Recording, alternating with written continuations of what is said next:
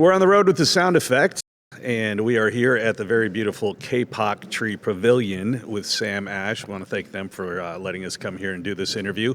And we are here with Steve Wacholz, also known as Dr. Killdrum. Steve, it's really great to see you again. Likewise. It's been, probably around 20 years since we've seen each other last? It's been a while. I've been hiding up in the mountains, you know?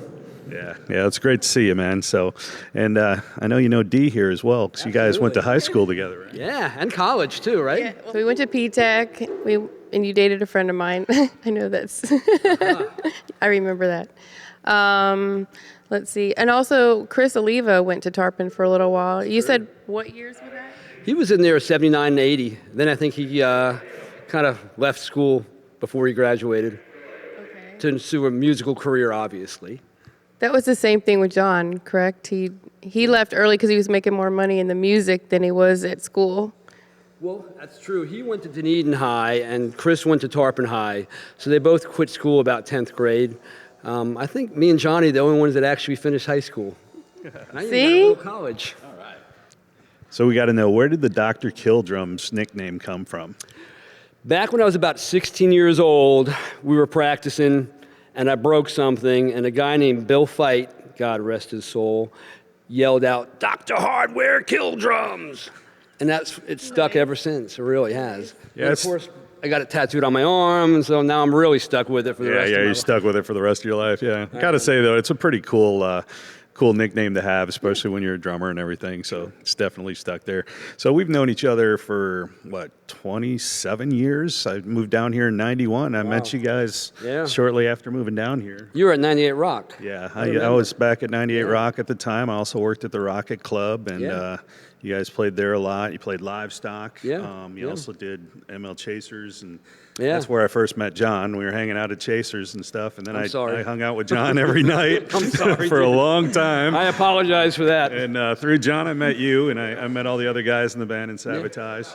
I had the honor, actually, of sitting in the big, huge room at Coast to Coast, and kind of like my own little private Savatage concert while you guys were rehearsing to go in the studio and stuff. I think that was the last place I saw my drum set. I think John sold it. No. After that? Yeah.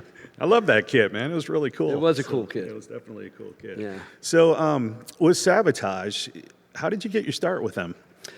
Ooh, that goes way back to early 77, where I got a phone call from John looking for a drummer for his band Alien. And when I got there, I go, "You're not Alien, you're Tower. I just saw you guys play last night at Dunedin High." And he goes, "Well, no, that's my brother's band, Tower, and my band's Alien. So Alien needs a drummer." So basically I auditioned and passed the audition. Then some guy came in behind me and did better than me, took the gig. And then my band started practicing at the same place where Avatar was. Now it was called Avatar. And I got a call one night. John called me again, said, "Come back over after dinner and let's play." So then me, Chris, and John played, and that was the start of Avatar in 79. Yeah, and that became Savatage after that. Well, yeah, because everybody wanted the Avatar name, so you can have it. And John, Chris, and Dawn came up with the Savatage name. Right. That's awesome. So was that 15, 16 years you were with them? Yeah, quite a while. Since I was a kid into my 30s, 15 years old, I started playing with them, then into my 30s. So you were on every album from the beginning right up till, Edge of Thorns?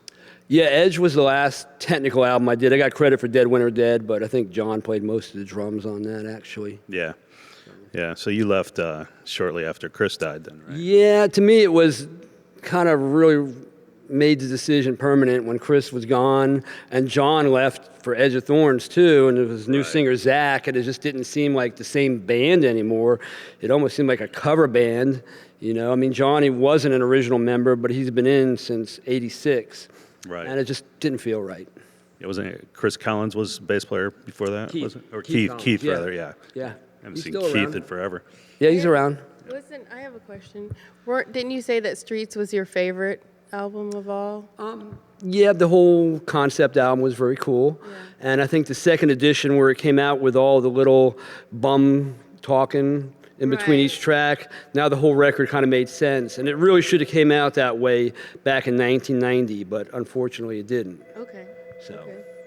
That bum was John, by the way. I know. You know, but he really was. There was a bum on the street that talked just like he that. was like, "Hey man, this is Yeah, he did a great job. DC Downtown Jesus or something." Yeah. So yeah, it was kind of a fun record to do. 9 months. Wow. Yeah, that's a really great album. You've been involved with some awesome albums, other projects you've done. A little bit of Crimson Glory. You did an album with Wade Black. Yeah, Wade's great. Yeah, Wade's an awesome singer. He's a great guy too. In fact, we're having him on the show here on our Good. very first Good. show. And then you're in a band called Reverence, right? Yeah. No, just tell me about your new project. I mean, that's what I wanted to hear. Okay. Well, a friend of mine named Brian Holland out of Michigan, I've known for like 20 years, asked me to play on this record. And so he had a singer named Todd Hall that was really good. And he got a couple other musicians. We got together and we did the album back in 2010, I believe it was, 11, 10. And from there, it got really good reviews. And so we did a second record called Gods of War. And we just finished the third record. It's just a live record. Excellent. And so that's coming out like now. So, Cool. yeah. Very cool. Out of all the recordings you've done, I mean, do you have a favorite album or? Well, like I said, Streets was a real good one. Gutter Ballet I really liked a lot. Anything with Chris on it. I mean, Chris was like my heart and soul, you know what I mean? And anything with him on it, definitely. Yeah, I'd have to say, out of musicians out there, Chris is probably one of the unsung heroes of guitar. Doesn't quite get the recognition that I feel he's always deserved. Just such a phenomenal guitar player. Can you imagine how good he'd be today? Oh yeah, just unbelievable. I'd probably be with TSO if he was in the band. You know what I mean? Yeah. Yeah, for sure. You'd still be going. You'd still be going. Would be. Yeah, I mean, obviously Savatage morphed into TSO over the years because of Paul O'Neill. So, there's been some good and bad blood in between those years, but me and Chris were always, tight. So Yeah, it was a sad day in Tampa Bay when Chris passed. very much so, yeah. I mean, even to this day, it breaks my heart. It's hard to believe he's been gone 25 years. I mean, he was only 30 years old when he passed, and 25 years gone by damn quick. Yeah, I was out at Livestock when it happened, waiting for him to show up with some friends, as a matter of fact. And I remember Greg Mull, the program director, came riding up with Jesse James Dupree of Jackal because he wanted to be the one to break the news to me because he knew that I knew Chris and I knew all you guys in the band and stuff. So it's a pretty sad moment for sure. So, It is, definitely. It was a defining, changing moment in my life that I had to figure out something different at the time.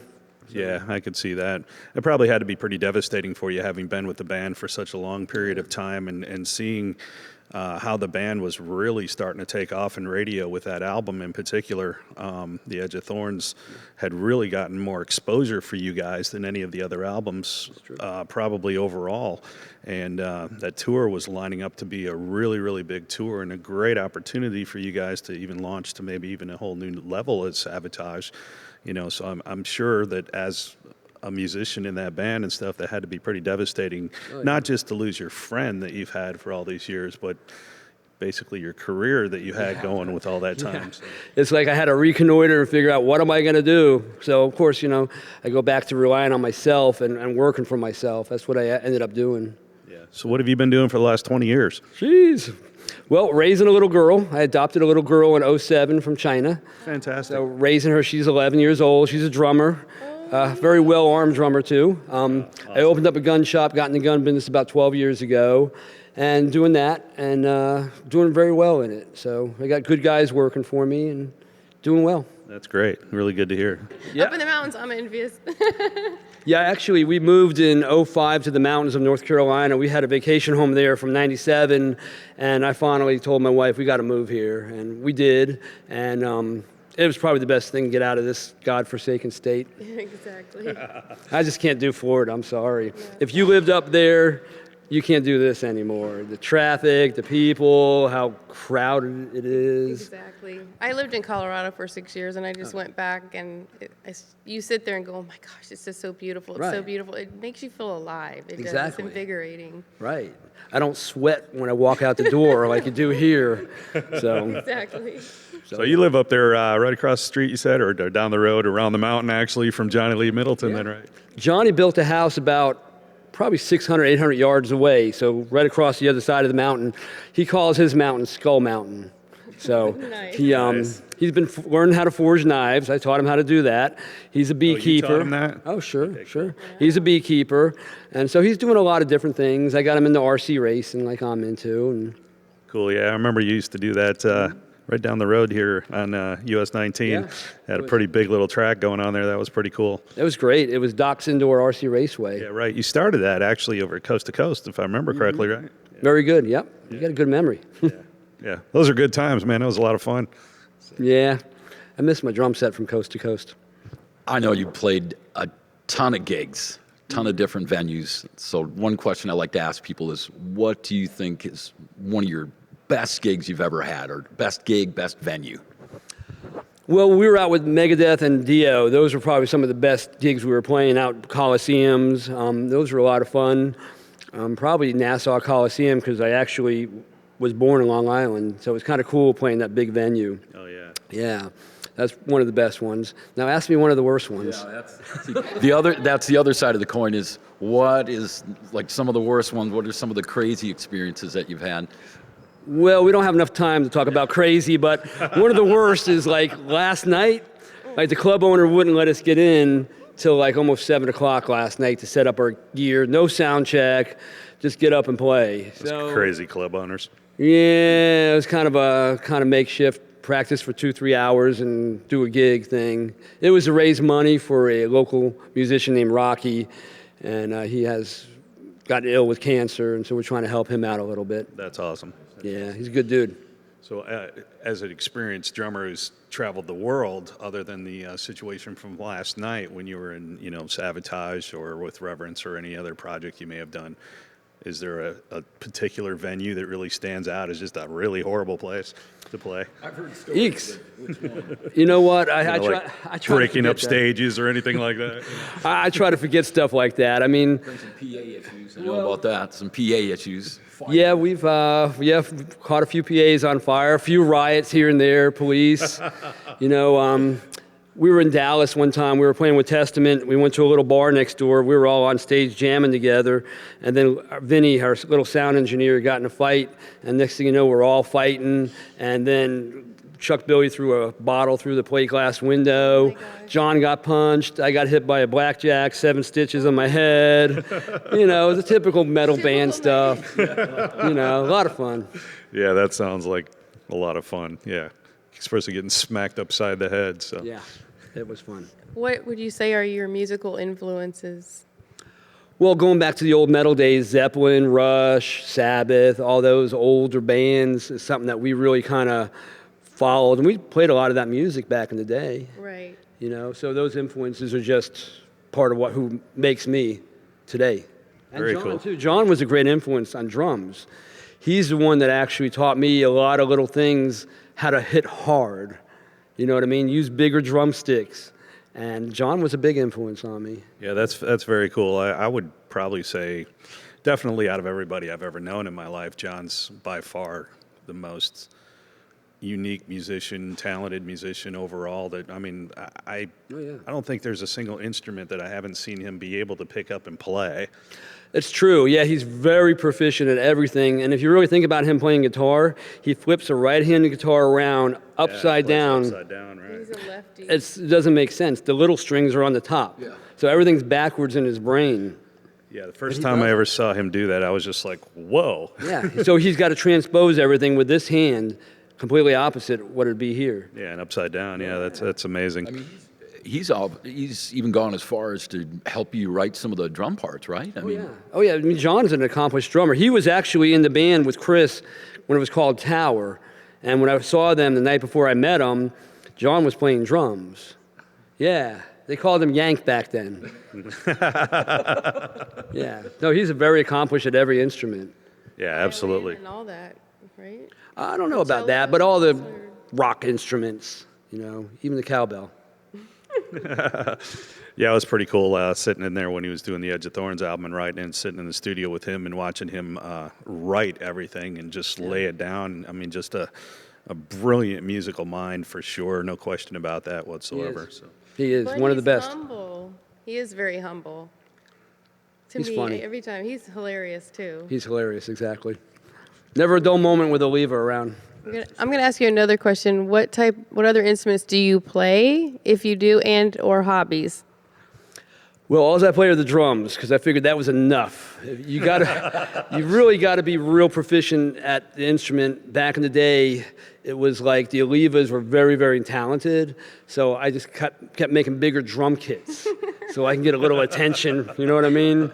Look at me! I learned how to twirl drumsticks to get a little more attention. So the Olivas were really the main, two circus factor when you get down to it. But hobbies, I've been racing since I was about 8 years old, and I continue to race. So I race quarter scale cars, I race go-karts, and I race motocross. Nice. So yeah, so that's probably the most physically demanding is motocross because you're jumping. You have the need for speed?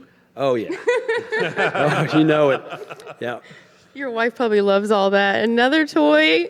Well, she likes to go fast too. We got an old Corvette that we rebuilt, and it's badass. So we have fun together. What The year is mountain. This is '77. Oh, awesome. Yeah, it's actually the same year that I had when I was back in Savatage. I had to get another one, reliving my childhood again. Right. So yeah, That's awesome. so a lot of fun. Now, if I remember correctly, John had told me once Chris did motocross too when he was younger, right? So did John. Yeah, both those guys did. They were in California, and they raced motocross. And I used to ride my dirt bike to practice, and then John and Chris would take it out riding and rag on it, of course. Yeah. Nice. But yeah, it's something that's always been. We had a lot of stuff like that in common early on. Yeah. Cool. We were actually neighbors on the same road where my mom still lives. We were Excellent. neighbors there for a long time. So we've always had this brotherhood, we still have. Yeah, that's very cool. How young were you when you guys first met and started doing some stuff together? I was 15, Chris was 14, and I think John was 17. So we were kids. Yeah. Excellent. Didn't he live like a quarter mile from you or half a mile from you? And you didn't even realize it or no? No, we didn't know that we were so close in proximity. I lived in Palm Harbor, and they were in Wall Springs, which is really just like, a mile away. But if a lot of people to this day tell me they go over the bridge, they'd hear the band playing because we were like right over the alternate 19 bridge. Oh, okay. And we had a little place called the Pit where we practiced, and people would hear us playing in there all the time. So I never heard him play until he called me up and said, "Hey, come over and audition." Very cool. Very cool. So if you could put together the ultimate band out of anybody living or dead, who would be the musicians in that band that you could play with? Well, I honestly got to say, let's put together the original Savatage again. With Chris, Johnny, John Oliva singing, and of course, me on drums. Yeah. That's a good answer, though, man, because that's one heck of a band. It's from your heart, your passion. Yeah. It was a fun time in my life, But things move on, and I'm moving on. Yeah, it's part of life, man. It's nice to have you on the show. I mean, it really is. It's cool you guys are doing this. I know a long time ago, Kathy Lucas had a show called Tracks that involved a lot of local bands. Yeah, I remember that. Yeah. Well, I dated her for a couple of years. Yeah. And I bought her a car, and she took off for Canada. Go figure. That was the other Kathy. Yeah, I remember that. So, but anyway, she's doing good up there. So I talk to her every now and then. That's cool. So yeah. Well, thanks again, man. man. Steve, Good it's seeing you, awesome to see you again. Nice meeting you. It's great to have you on our show. It was nice to see you. Yeah. Again, we are the Sound Effect. Steve Wacholz, also known as Dr. Killdrums from Savatage and Reverence. Check the Reverence band out. They are really awesome. In fact, I just ran across that just a couple weeks ago and then found out you were coming into town. So thought that was pretty cool. Excellent band. And make sure you tune in Tuesday nights at 8 p.m. We'll see you later.